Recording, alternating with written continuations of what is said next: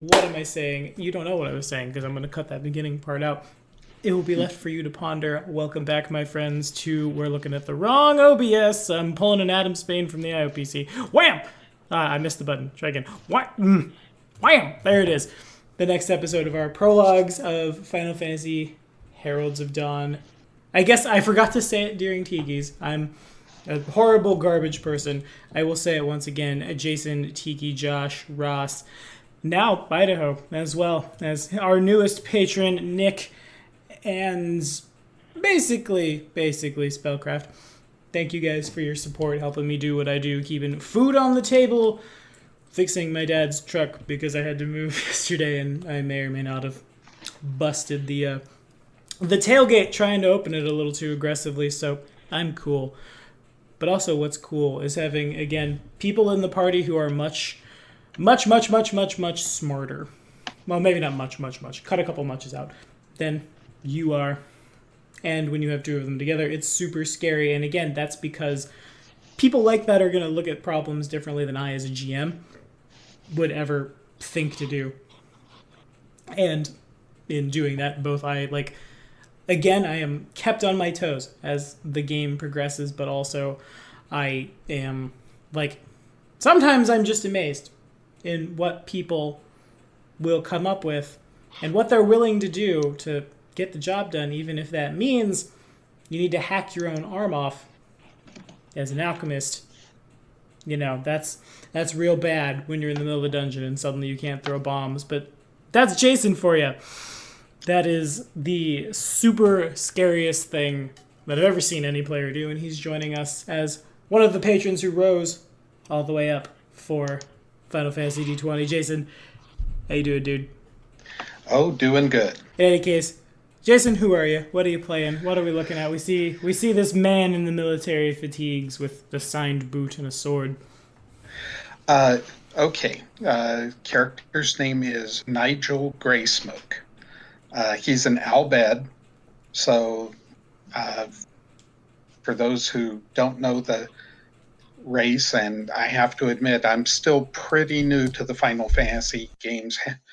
Uh, okay, I'm an old guy, and I have never played any of the Final Fantasies. So I hear the one that's the rhythm game is really cool. Uh, just they are technologists.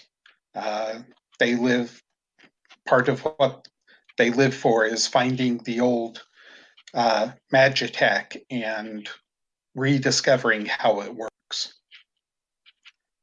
So that's kind of where he's at. That's what he likes to do. Uh, he came from a part of this world called the Blowing Sands. Uh, Basically, it's an area which has small nomadic Albed tribes. And yes, they have technology, they have vehicles. Uh, his clan was fairly isolationist, but not completely. So they were moving more towards interaction with outsiders in a slow, gradual pace. Well, uh, he actually is of the bloodline that founded the clan. But so uh, basically, his family fell out of favor with politics, and then he joined the uh, self defense force, for lack of a better term. And then basically, the clan got wiped out. Uh, Over the course of 3 weeks of absolute nightmares, 95% of the clan ceased to exist. Without going into his backstory far too much, uh, basically, of his family, his younger siblings were all that survived. They were able to be adopted into another clan, but Nigel was too old. So he got what help he could from the other clan, and then headed off to the big city and joined a mercenary company and never looked back. The character I'm playing is a archetyped gestalt on both sides. He's an engineer, just like Tikisri, but he is, instead of a Brotherhood of the Hand, he is a Mako weapons specialist. So basically, I do very interesting things, creating basically a power weapon. So, yes, I have a sword at my side. For those people who want to figure out the stats for it, it's basically a wakizashi. Indeed. So the day begins as normal for you in the brand new, bustling, some call it city, some call it vacation destination of Oasis. The Humes built this city on one of the biggest watering holes in this part of the world, though not truly an oasis, more like building it. I can't think of the like on the back end of Africa, betwixt that and the Middle East, where that like little bit of water is there. I want to call it the Black Sea, but I think I'm wrong. But y'all know what I'm talking about. Just imagine it being like the Great Lakes version of it, and they built this city on it. People come from far and wide to waste their money on vanity and vacationing and seeing the sights and the wonders of the desert. And it puts the hairs on the back of your neck up to be here, but that, like, this is where the work is. It's been pretty... I won't say... It's been pretty steady. You have food. The bills are paid, such as they are. The cost of living in Oasis is exorbitant. But you don't really have a whole heck of a lot left, like, at the end of the month, after you've eaten and kept the lights on. What does a normal day for Greysmoke look like? Okay, normal day would be get up, exercise, practice his hand-to-hand and armed fighting techniques for about an hour. Just get ready for the day, and depending on his job, he also, not only can he do personal security work, he's also full up as a engineer as well. So, I have, it'd be find the next job and go on. Okay, fair enough. So to do that, by and large, it's kind of, not to get super Final Fantasy meta with it, but you gotta go find that job board, if you will. Going out into Oasis it's loud. The place is. It's almost like every day of the year, the place is in perpetual party mode. You step outside and people see you, and humanoids of all shape and sizes, as you make your way down the street, they look at you. Some of them hang on the scar for a while. Some of them see you and they go to hushed whisper. Blah, what was that even? Hushed whispers in their native language. But no one really bothers you. He doesn't exactly ooze friendliness. Indeed. For those who are just listening, has some facial scarring from the incidents that destroyed his clan. He does indeed, and you can, if you're watching on YouTube, look that way. That's him, pointing at him. So the watering hole where you get your work is Oh, I won't necessarily call it secret, but for lack of a better word, I guess, yeah, sure, secret. It's not on the main drag. People don't stop there, like, as, like, a popular hotspot in Oasis. It's more of just almost like on someone's back porch, basically, as you turn a couple of side streets. It's certainly a business. It's certainly run by people who live here, but it's definitely nothing to see, and like a casual observer could certainly like pass by, look, and see just like people in the backyard almost. An exclusive private club. Yeah, exactly. That is precisely what it is. You got it. Yeah, I would go in and see what work was on offer. Okay. The job board is pretty mundane and boring. There's rumors of antlion spottings out in the desert. There's always the people who come here and think they can just sort of wander out into the desert and they'll be just fine, and just like they're in full pleasure cruise mode, and then the water runs out. And then they get lost or worse, and everything from like, come guide us through the desert, and help, my cousin didn't get a guide through the desert and he's out in the desert now. Oh no. And like everything in between, but none of it's really like the fanciest work. It's all kind of meaningless, monotonous. You could certainly do it. You'd be real good at it. But none of it really jumps out at you. If nothing catches my attention, yeah, uh, I'll go for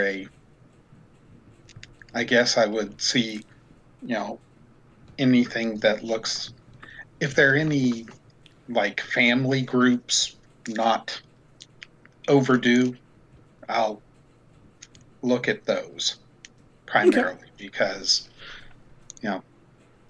I don't really have family anymore, but I appreciate families. Okay. You begin flipping through the like stuck to the corkboard bits of families that have gone missing. A couple of them hold your attention for a couple of awkward seconds as you begin to like read the like they're missing in the area that you once called home, or like local haunts around where like the tribes would travel. As you're looking at these, a shadow falls over you. You turn around and he's put on a little bit of weight since you saw him last. He's a little thick, for lack of a better word. He's allowed his facial hair to grow out more than you've ever seen on any Albed or any, like, even in this part of the world. It would certainly be hot. The blonde hair just whoop down almost like to his collarbone in a neatly trimmed beard. Nevertheless, his hand still dexterously, though he doesn't have to think about it, it's almost a nervous twitch for him to juggle this little, not gill. Rather, this comes from a time when, long ago, when like the tribes would trade in coins made of bark. It's not necessarily like a rare resource, but trees are few and far between, and there are certain trees in this part of the world that kind of like almost as if the bark was made out of like a buckeye, say. It's soft. It feels good to rub it on your hands. You, of course, certainly immediately recognize your uncle.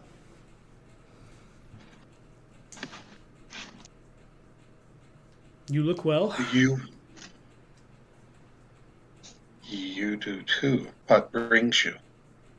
He points in the direction of the board. Well, I don't need to do this, but helps pay the bills. It does indeed. Find anything good?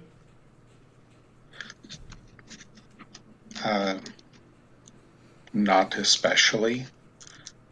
Was considering taking some of the look for people jobs, but some of them take me to places with bad memories.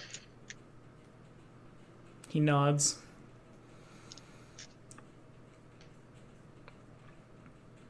I can understand.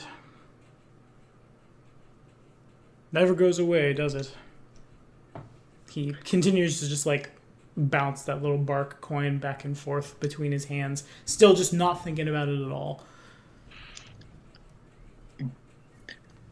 Do I recognize that coin, that item particularly? Any? You yourself probably would see it, and like the first thing that comes to Nigel's mind is a piece of the Albed's history, because they're kind of, especially in Oasis, they're super rare.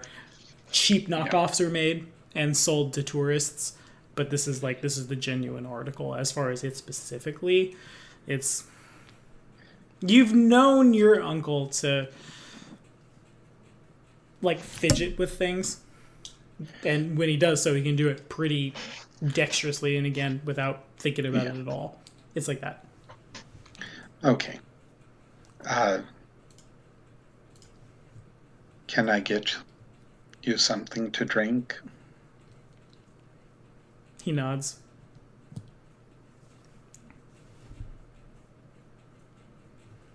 I would hear of my siblings. Nods again and motions you over in the direction of the... It's kind of basically just a patio, but it's the quietest table in the room. Off, kind of like tucked away. Sounds like a plan. Do I know what... I probably would remember with my intelligence what he used to like to drink. Probably tea or something at this point during the day. Yeah, that's accurate. Just like the strongest tea you can get your hands on. Yeah. If it's like places in Utah, it might be, I forget the other name for the plant. It's called Mormon tea, where I grew up. It actually has ephedrine. Huh. So, okay. yep. That's a thing. Yeah. It's tea that will keep you awake. Yes, it will. Whew. Okay. So you approach the... I don't necessarily want to say the bar, because again, it's more of just kind of up the patio a little, where there's a handrail that has been... A bit of material has been shoehorned on to function as where the drinks sit. And there's a... The creature in question is not from this part of the world. It stands perhaps, 6.5 feet tall, give or take. It's the most porcine creature you've ever seen. Long, lanky arms dangling to, like, when left unattended, they just kind of floop to the ground. It kind of looks like almost like a humanoid doll with a really rounded face and a mouth that runs ear to ear as if someone had cut them. In addition, out from that mouth rolls down, longer than your uncle's beard, a tongue. It's a wonder that in the heat of this part of the world, this poor creature hasn't just, like, its tongue hasn't shriveled up, because you've never seen its tongue, even when speaking, go inside its mouth.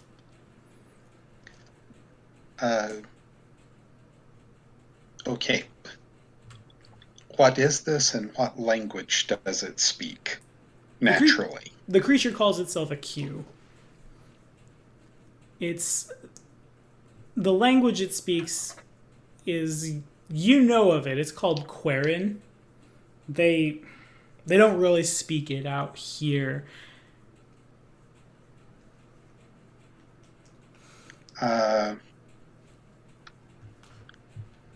Yeah, I would. Yeah, it sounds like some interesting one. And if I've dealt with this guy for a while, I would have made the effort to learn his language. Okay, fair enough. So in Quarren, I will say, you know, can I get some of that tea I brought in a few days ago? Because I would, whenever I go and take these jobs, I definitely would keep an eye out for bushes like that and uh,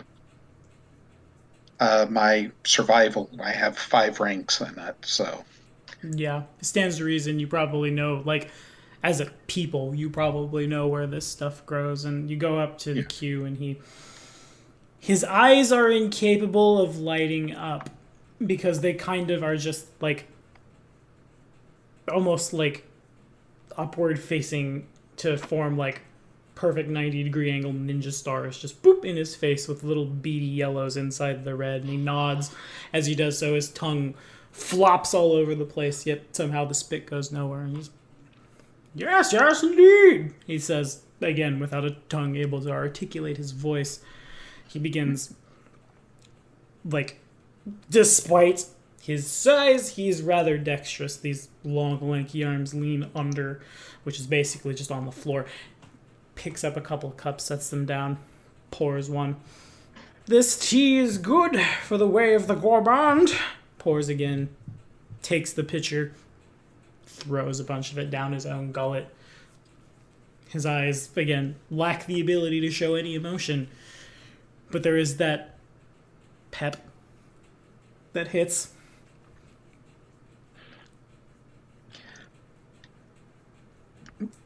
Momentary, well, what he would call a smile, most people wouldn't.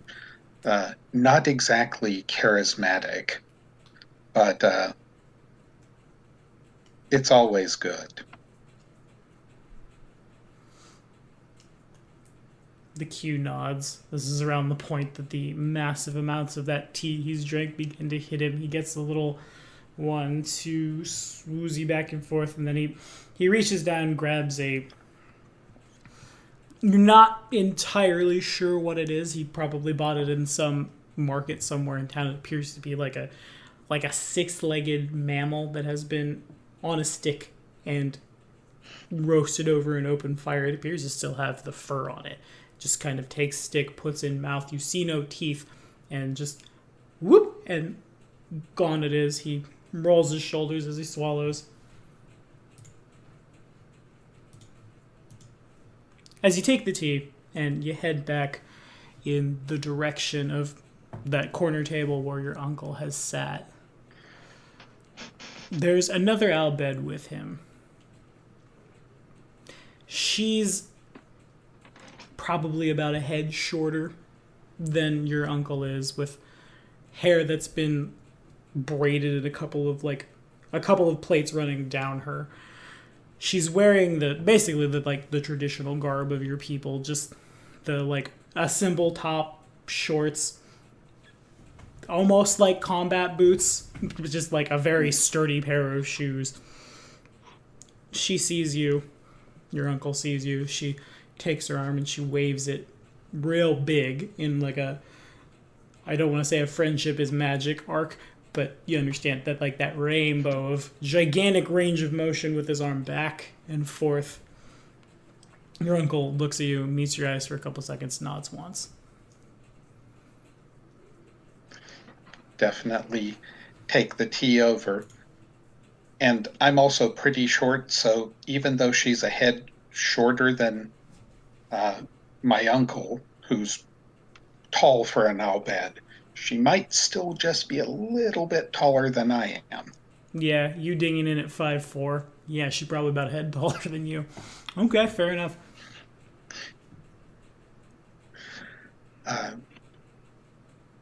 Do I recognize this person? You don't recognize her.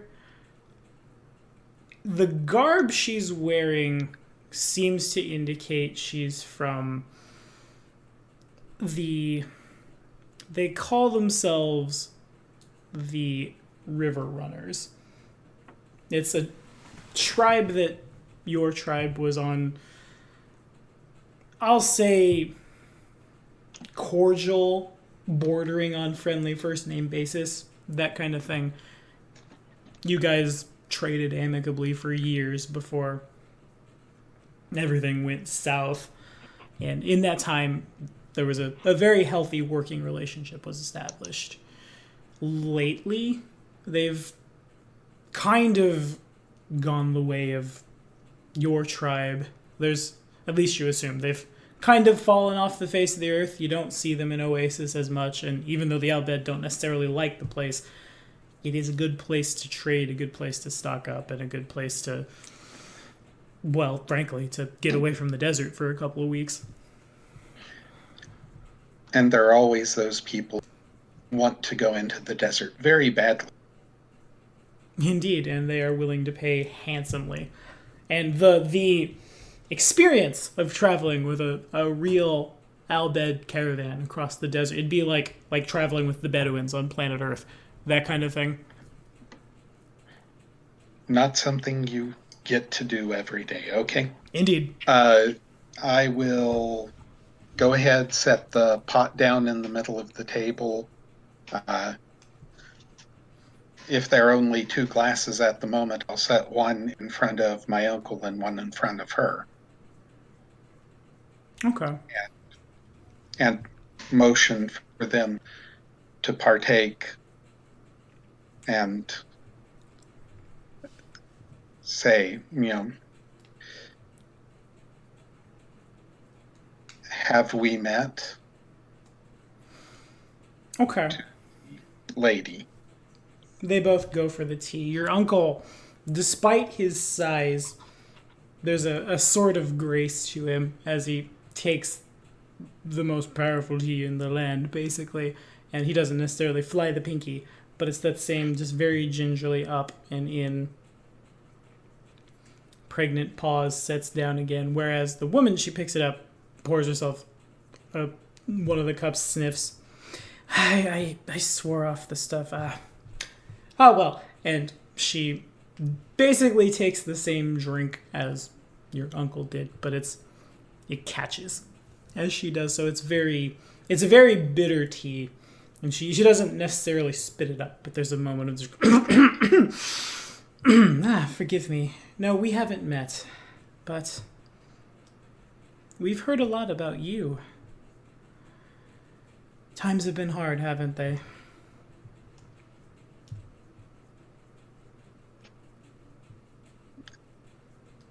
At times, there are natural consequences to the choices we make. Mine have not always been the best. She nods thoughtfully. Would you fix it, if you could?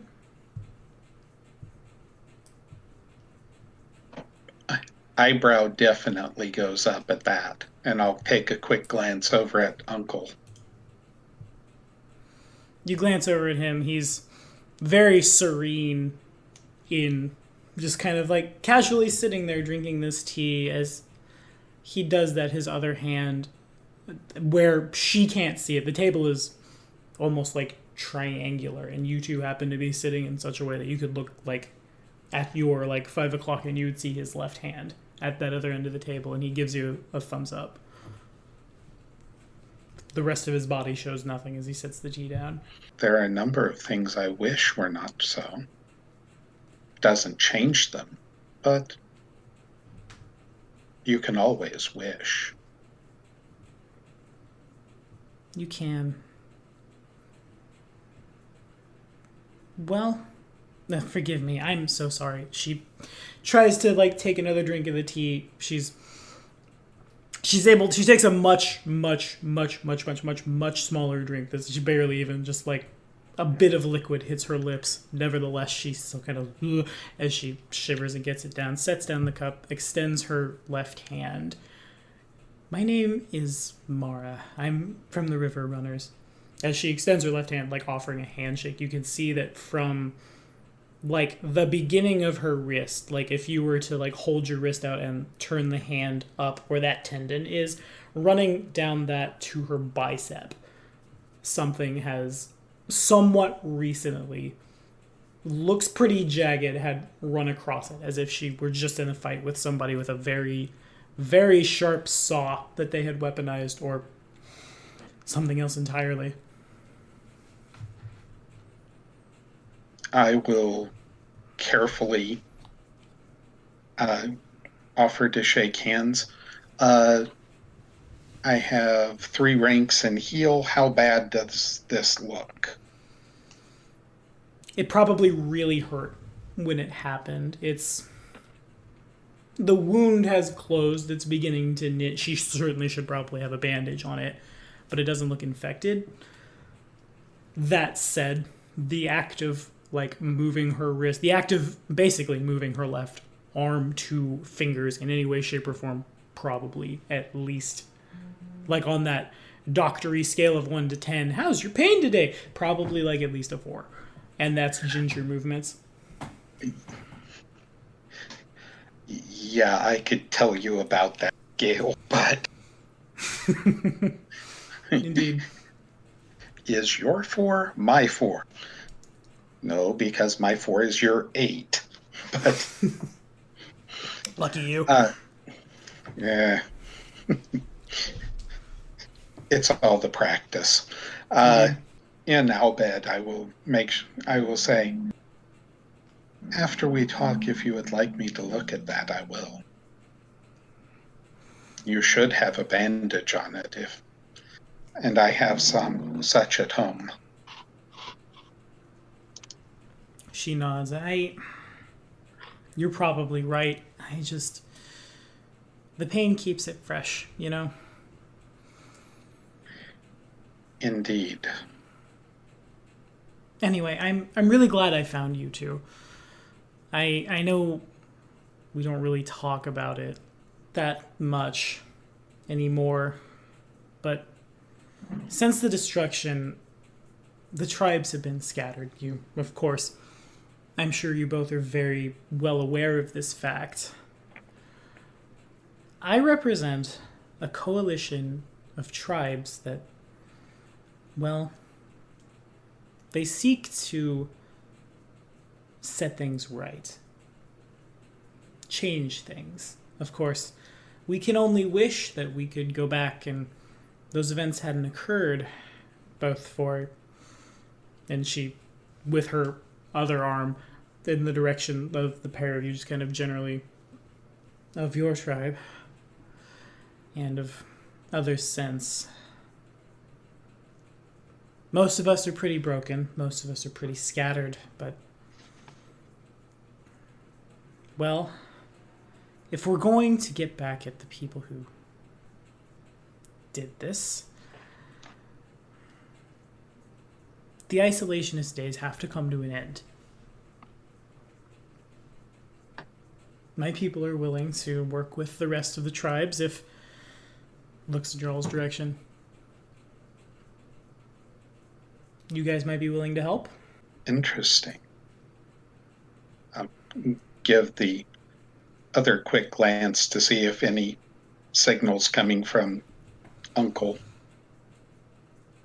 Uncle is just kind of, again, he's from the top, he is casually drinking his tea, but his hand has gone white knuckle on the leg of his chair. The coin that was, when he's not trying to make signals at you, he's idly playing with, has gone to, you assume, his pocket as he's just gripping as the memories come back of the days of the destruction, trying to keep himself together as he watches this woman. He sees you look at him, and for a second, he looks at you, just kind of out of the corner of his eye, and then looks back. What help do you think I could provide? I guess I'll cut right to it. We need skilled individuals such as yourself. The tribes have gathered resources. The tribes have worked for years showing these, and she waves her hand back as a pair of Elvan, clearly a newly wedded young couple who have come to Oasis on honeymoon. They like look around, taking in all the sights, and Mara and the Elvan, they make eye contact, and she does that big wave again, and they return it, and then off they go, and she turns back, and we've made our money. We have the resources. We can take the fight to those who caused the destruction in the first place. The smile on my face is not comforting, because I would like payback is something that I would like, but I will say, wow, that sounds good. Well, I remember an old saying. When you seek revenge, you should start by digging 2 graves. One of them is yours.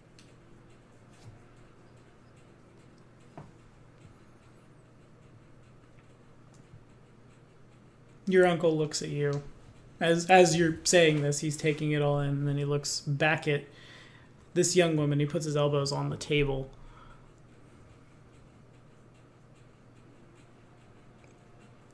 What'll it pay?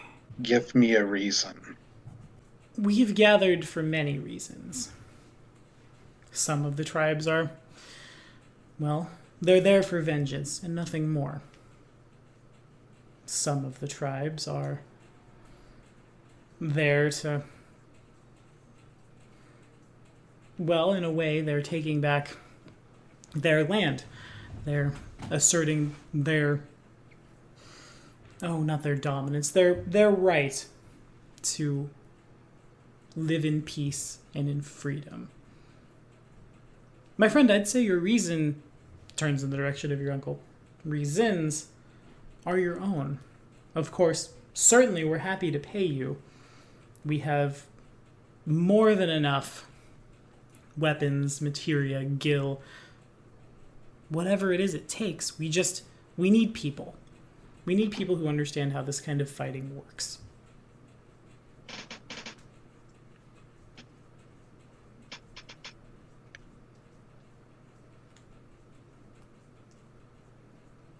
Well, I'm willing. Your uncle nods. I'm willing as well. You know my reputation.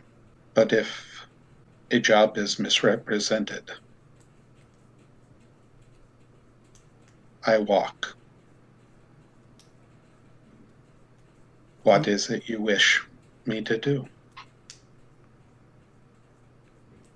Well, again, we need people.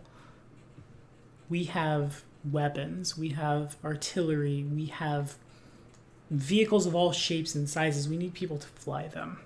We need skilled individuals. Again, broad strokes in your direction.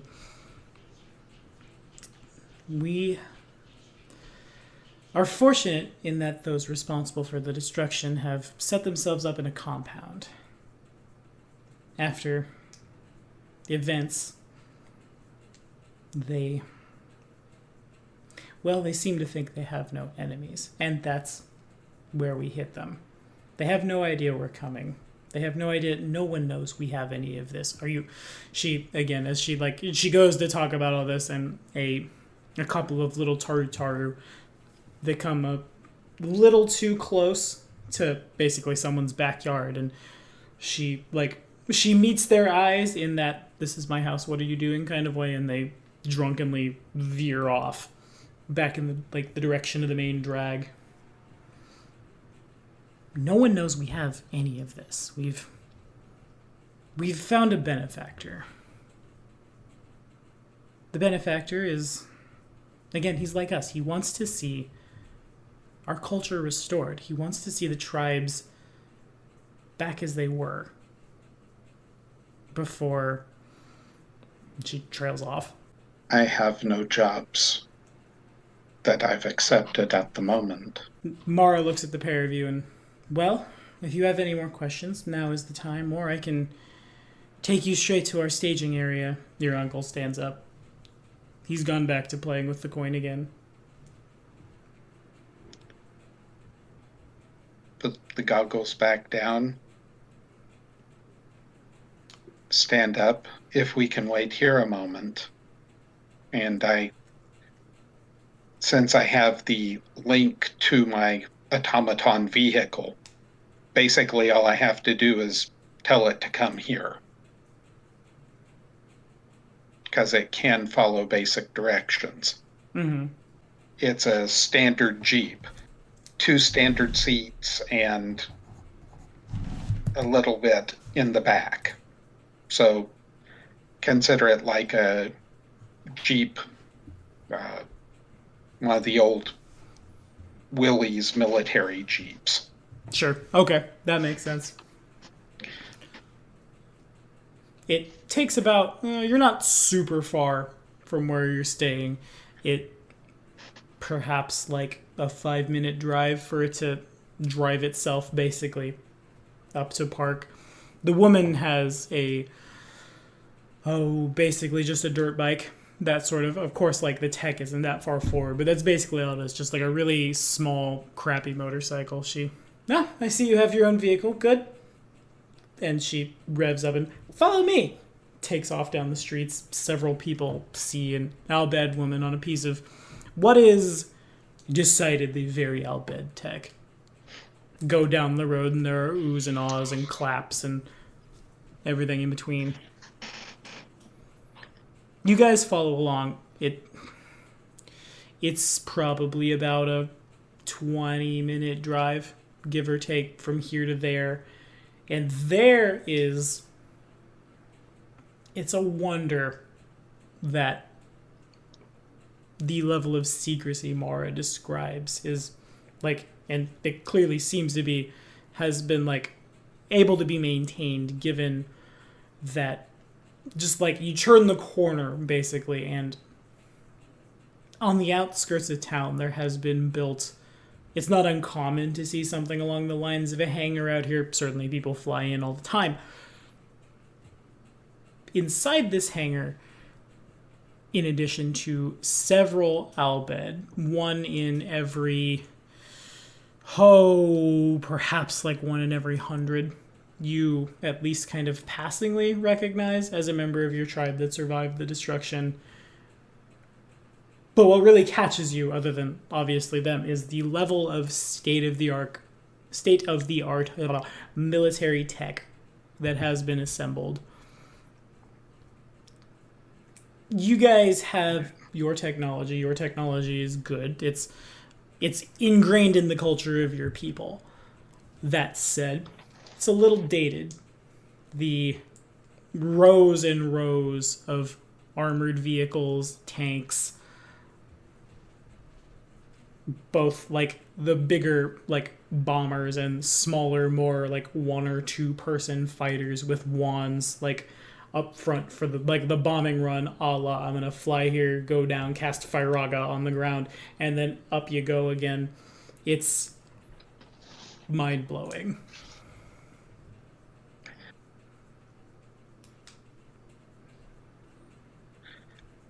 Well, on the ride over, I would be asking my uncle to go over everything he knew about this woman and the rest of it. Okay. But that's fair. On the ride over, well, I don't know a lot about her. Her people don't make a lot of noise anymore, but no one really does. I have my suspicions. But if she's on the up and up, then so much the better. If she's not, well, then we're in the perfect place to teach her a lesson. He continues to like spin the coin back and forth in his hands. The benefactor, that also worries me.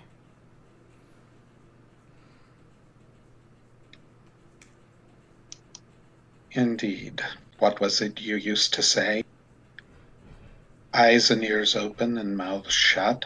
And I'll rub the back of my head slightly because I figure more than once I heard that with a mild reminder tap up the backside of my head. He nods, smiles. So as you guys go driving about, and you go on the tour of this place, what stands out in addition to the oodles of shiny new toys the Albed have been given?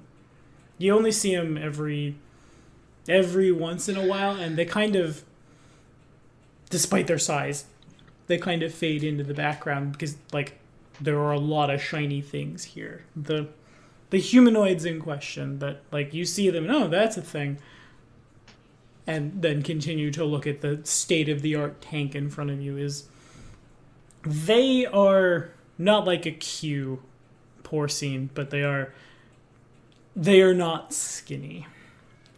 Several of them are shades of purple, while several of them over here are more like a blue-green. Some of them are orange. All of them have it's probably about the size of a human hand coming out of their head.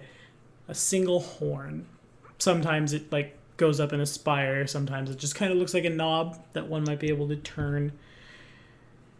Squat faces, snout, pig snouts, basically, with a pair of tusks jammed in. A pair of droopy, almost like a banga, but not quite, ears drop down over short, thin, but nevertheless clearly to hold them up, strong legs with three. They are toes. The toes are they almost appear like hooves. Would I recognize these? Yeah, Seeq. They are known as Seek. Okay.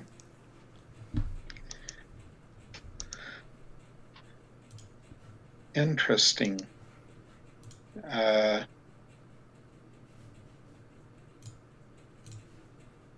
Well,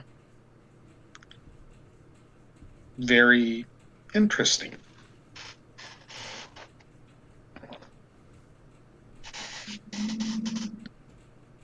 So Okay. the time comes, unless there's something else you want to do here. No, if it comes a point where I'm, out and looking at something, my Jeep I'll direct it to roll into a corner and then cloak itself. It has adaptive camouflage, just like I can do. Okay. So it Sweet. shimmers and goes away. Nice. Mechanically, it works the same as the spell Vanish. Okay, fair enough. Okay.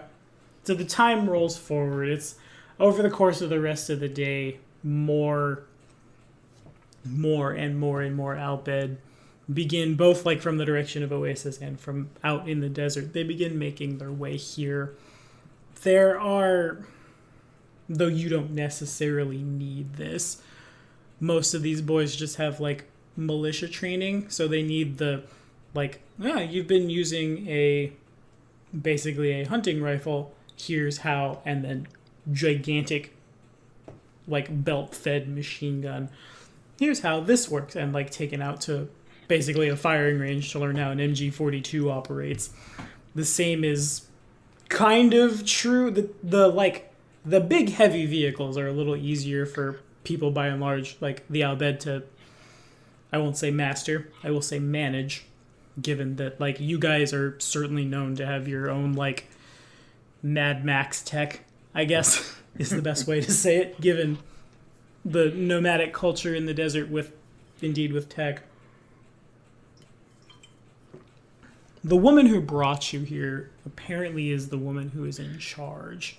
She, from time to time, you see her communicating with the Sikh. From time to time, you see her offering words of encouragement all over the place. Meanwhile, the Sikh just kind of haughtily watch on. When it comes a good time, I'll walk over to Mara and say, all right, you have the equipment. You have allies. Let's get to the heart of the matter. When and where? Well, the thing about, and she again, speaking always in broad strokes, as she like turn both arms in the direction of the shiny new toys.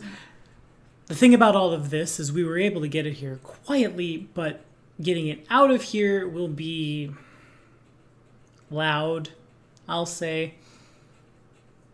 We intend to take off in the morning. Oasis will certainly hear us. Oasis is a city that indeed never sleeps. But, I mean, we get going now. We hopefully the word is that the Al Bhed have come together for some kind of festival. I don't know. Hopefully, maybe they'll just ignore us. It's kind of all we have. Oasis is a city that doesn't need to defend itself from any foreign powers, so they're not gonna respond in any hostile way. The compound is, in these things, perhaps a day's ride.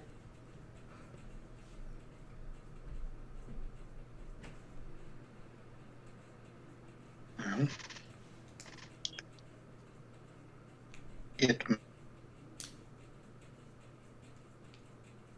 instead of moving as one large group, send smaller groups out, 1 or 2 vehicles at a time, traveling different directions. Spread the word that there have been contracts that people are taking. There are prospectors going to the Great Sands. I guess I do not need to tell you how to do your business. Yes, but you see, that's what I like about you. That's what I like about you, Nigel. You see those people waving in the direction of the tribesmen that are rolling in. They cling to the past. They're not thinking. I don't necessarily. I guess I get it, is what I'm saying. But when we think a little more forward, when we think a little outside the box, well, we realize we never needed a box in the first place. Yes, indeed. We'll do it as you said. And she begins, running back in the direction of the Sikh. The Sikh, when they talk, their whole body, because again, it's very, very flabby, kind of bounces all over the place. So they talk in these big jovial tones. She points at you, says some things. The Sikh, look in your direction. Continue. They're just at a earshot, given how loud the hangar is. But their faces look pretty jovial. So it's pretty obvious that, the Sikh have no business in this part of the world. They're super uncomfortable, and they kind of stick out, both in terms of their bodies and in terms of their mannerisms. They seem a little like they feel they're too good to be here. They've apparently provided a lot of shiny toys. That said, their interests in this part of the world are suspect at best. Nigel imagines that after this fight is over, there will probably be more. Where they will occur, it's hard to say, but it's clear that the Sikh have a couple more cards to play. I'll lean over to Uncle and say, does make me wonder what they stand to gain. I was thinking the same way I see it. Maybe they just need to test out some new toys of theirs. Maybe they... I don't know. In any case, I mean, if we get what we want, we get what we want. As far as I'm concerned, I'll go my own path. Nods, takes a somehow between here and there. He's got his hands on another cup of tea and downs it. If there seems to be a good time, I will ask why the Sikh have chosen to come here. It obviously is uncomfortable for them. Like you wish to go ask one of the Sikh themselves?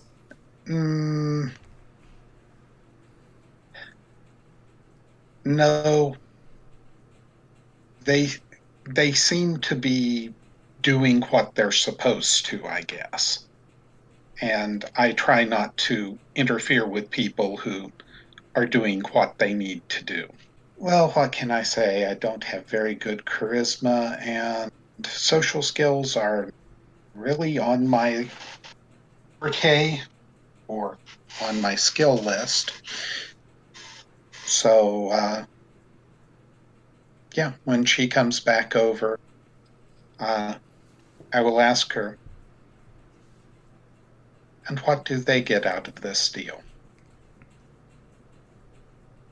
Well, near as I can tell, they want to see what those, and back like in the direction of the weapons, what those can do. I don't know. To be honest with you, I didn't ask. I asked enough questions to know that we have access to them and we can make amends. After that, if they want to do something, then, well, I have no problem biting the hand that's fed me. What about you?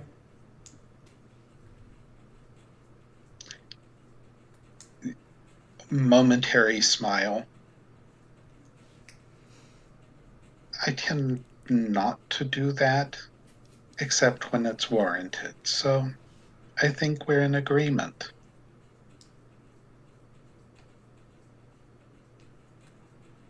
She smiles, nods. Well, so what is our plan from here? Well, I suppose I'll go get ready. I imagine, and over the course of these conversations, the traffic has kind of petered out. There's not a whole heck of a lot of more folks coming in. I imagine this is it.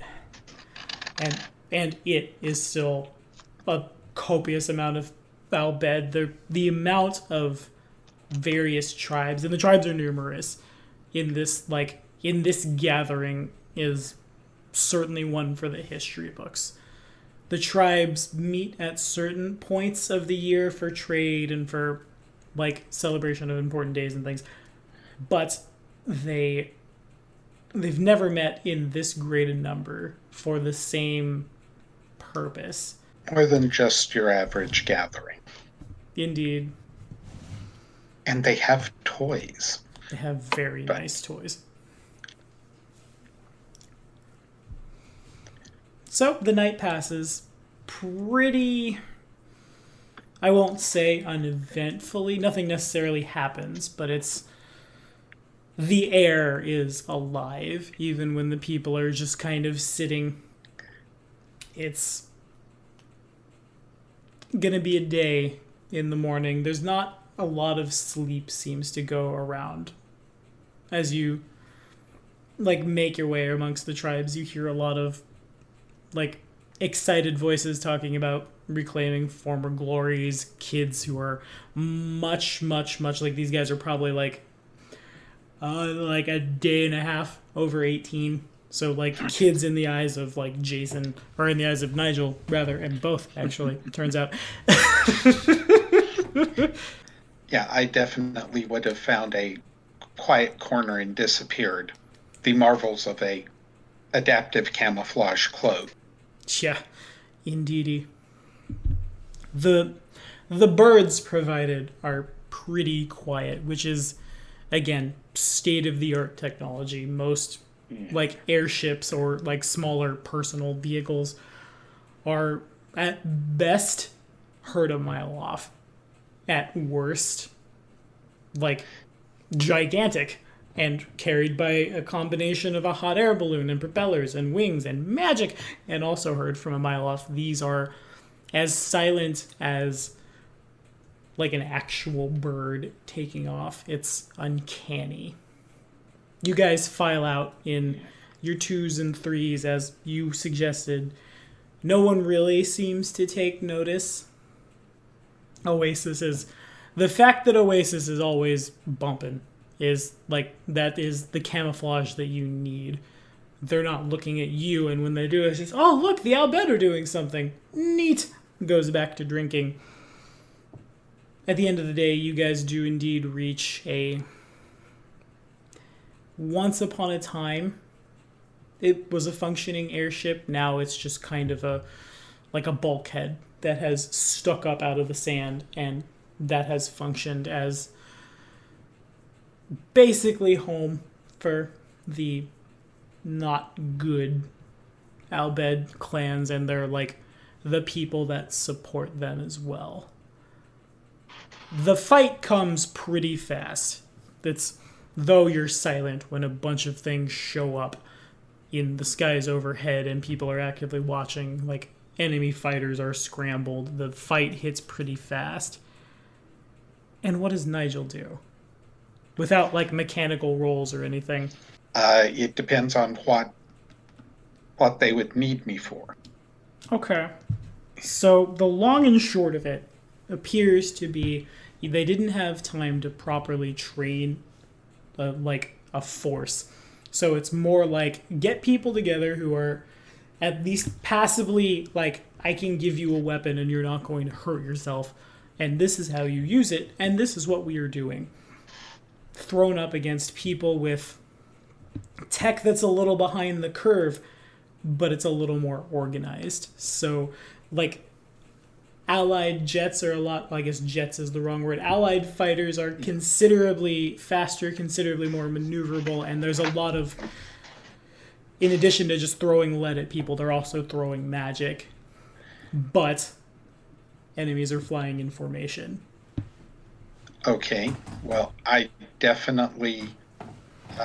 what sounds like I would be doing is I would find a place to set up and snipe with my rifle. Okay. Initially. Also use my intelligence instead of my dex mod when shooting a rifle or any firearm. Nice. And so it was, yeah. That's really good. That is so cool. It's set up, no one can really... Amidst the chaos, though snipers certainly exist on both sides, no one really finds you. They find others, certainly on both sides, but you're able to... All of the Albed responsible for the destruction, as if to, like, wear that day emblazoned upon them. They wear... The armor itself doesn't necessarily stop a bullet. There's been a bit of Albed ingenuity to get it to move a little faster, a little better and things. But nevertheless, it is still just like full black from head to toe, ancient looking armor. They certainly are under the effects of some kind of spell to block out the heat. Otherwise, they're like they would be up a creek rapidly. They're basically uniform head to toe. Even Albed, who were used to the desert. Mm-hmm. Used to the desert and then crawl in a tin can. Yeah. It's rough. The battle progresses. It's the amount of tech you guys have been given, allows Allied forces to push into where the airship is set up, or what remains of it anyway. But it's not long until, it's not long after like the push inside of this bulkhead happens that seemingly out of nowhere, as they drop out of invisibility, gigantic airships, the likes of which you've never seen before, and they don't look like what you were given either. They are much bigger, they are much faster somehow, given their size. Like, these things are enormous, and you're watching them barrel roll like they're sparrows. Oh. The sounds And of explosions as bombs are dropped over the entire battlefield. I figure I've basically been riding around looking for, officers and commanders. The bombers seem pretty indiscriminate. They target both where Allied forces are rushing into the bulkhead and basically anything that is moving outside friend or foe. More of them appear out of the sky, and it isn't long. Matter of fact, it's over in seconds. The bombers take off again, and over the course of one bombing run from about 50 of these giant things, the battle is over. Okay. It's as you make your way through everything, one of the first things you notice is one of these suits of armor that somehow miraculously has survived the impact of the blast. As you begin to look at the gauntlets and things, you realize that a lot of this armor has been souped up. It's more than albeit ingenuity. In Fallout terms, this is like a full suit of power armor. As you tinker apart with it more, it's when you take off the helmet and you realize that helmet was worn not by one of the tribes responsible for the destruction, in fact, by one of your sisters. Can I find Mara? Can I find my own? You can find both of their corpses.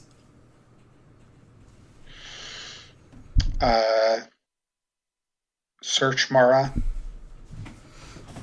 In Mara's case, let's bam, boom. Yeah, there's not a lot left to search. You find her body as such as it is. It is mostly identifiable by that scar on her left arm, from bicep up.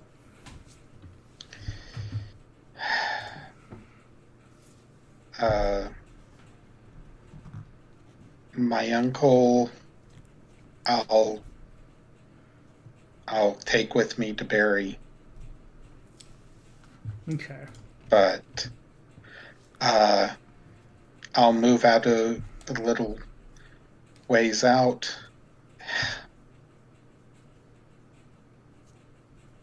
Okay, I guess the best thing I can do at this point is truck back to town and see if I can find a nice little Sikh to question, I believe is the polite term. Polite term indeed.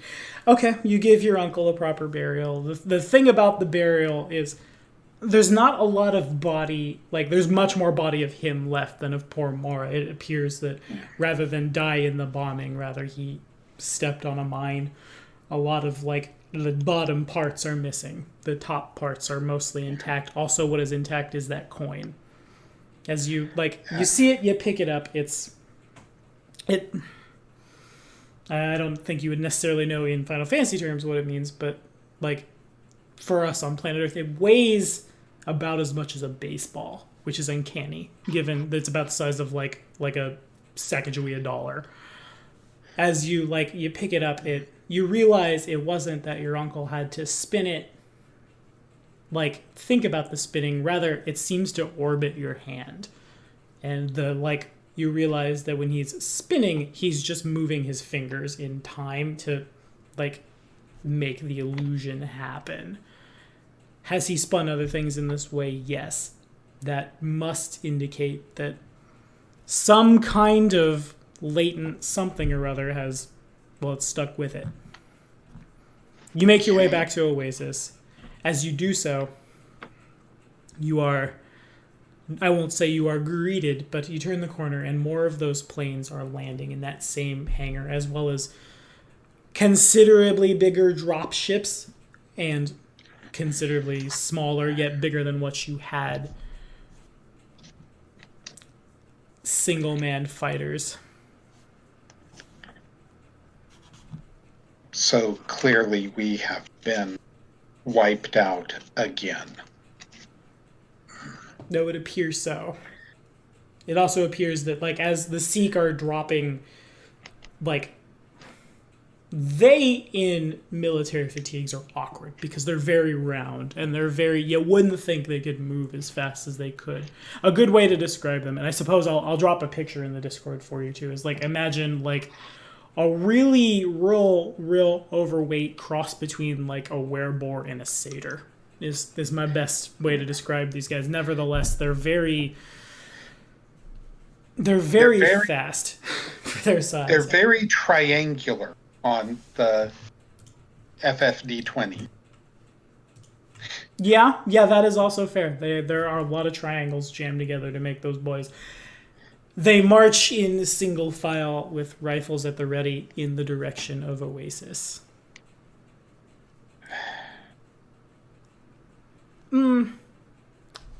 In addition, I guess I'll say another thing you find to recon slightly on your uncle's body. You're not sure how it survived, but there is a ticket on an airship known as the Opportunity.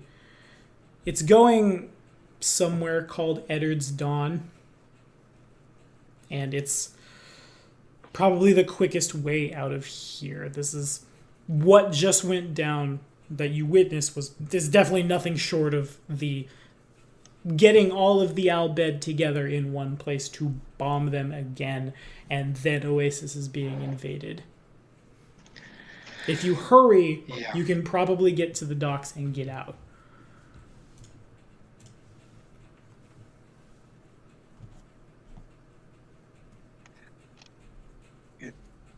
As I'm to record any symbology, I'm trying to get there, but I'm also trying to get any information who's behind this so I can jump out of the shadows and say thank you properly. Of course. Okay, so you don't recognize the symbol, but they clearly, like, flags are being planted and raised. It's pretty clear this is an invasion. Okay. If I see someone who is really not paying attention on the way there, I'm going to hop out, take his head off, and if nothing else, I can figure something out from the armor. And part of that is I have a series on the thief side of my gestalt. Mm-hmm. I'm a rogue, and I have a chain which was throat cutter, I was never here, and gaps in the arm. So basically, if I attack from stealth on top of an additional 4d6,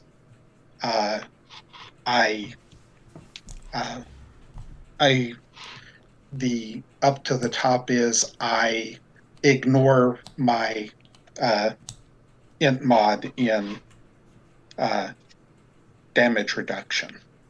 Dang. Okay. That's sweet. I can dig it. Okay, yeah, you're certainly able to do so. And it's I won't say art necessarily. For you, it's more probably like color by numbers than it is art. Just like, here is this, do this, whoop, off it goes. There's a lot to cut through on these dudes. They are not small, but the blade is sharp enough that you, like, through the bottom of the ear, through the neck, through the bottom of the ear in one. A Sikh who'd kind of, like, wandered off to relieve himself, basically, and you relieve him of his head. Yeah. You're able to make it to the dock. The ship is still there, and realizing that, like, time is short, the ports will go under lockdown real soon, and it's not going to be the best for you. You board this ship run by these little Oh, I'm probably about your size. Purple humanoids in cloaks running around a bunch. The ship takes off, and I didn't realize you just had a birthday, so I'll deal with Delvin in a week. For today, in return for your backstory, and I rolled for it in fairness to the rest of the party, because I want to start doing this a little more when I hand out backstory rewards. I want one of them to be you'll learn as you go. And that's what your uncle's coin functions as, rather. A simple, it's there, it's clearly magical, you don't know what it is or how it works, but you do have it and you feel a connection to it. As far as that birthday goes, I'll say, let's see, we're basically just a sneak a stabby boy. I'll call it, what's a good birthday present for a rogue? Once a day, sneak attacks are d8s instead of d6s. That'll be good. This system's not balanced anyway. Ross is doing triple damage. Tiki is playing Tiki. And in any case, that's all the time we have for today. Thank you guys for watching. We'll be back at it with the two characters who are a little more low-tech next week. And for now, be sure to like and subscribe for more videos. It's 10 past time for our monthly patron chat, so we got to get to that.